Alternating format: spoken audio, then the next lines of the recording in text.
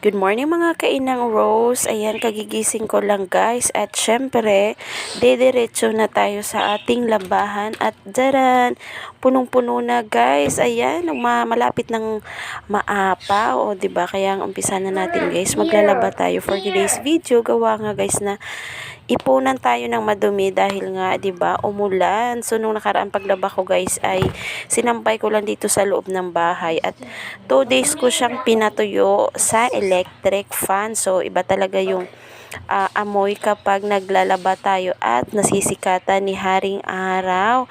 Kaya ito ngayon guys, ang inang nyo ay tayo ay maghiwa-hiwalay ng ating labahan.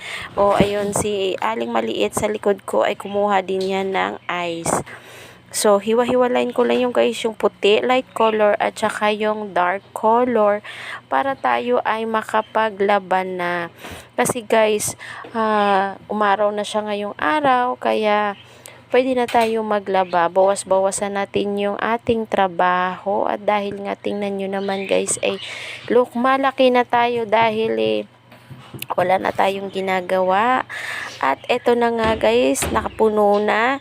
So, umpisahan na natin, i-on na natin yung ating washing machine. Sa totoo lang guys, ngayon lang ako nag-washing machine.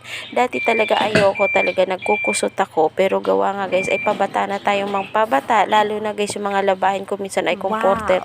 Nasakit na ang aking likod. At ito pa, naghilamos muna ako guys, ay mapagpanggap. Sa totoo lang guys, hindi naman talaga ako naghihilamos. Kunyari lang at nandyaan kayo.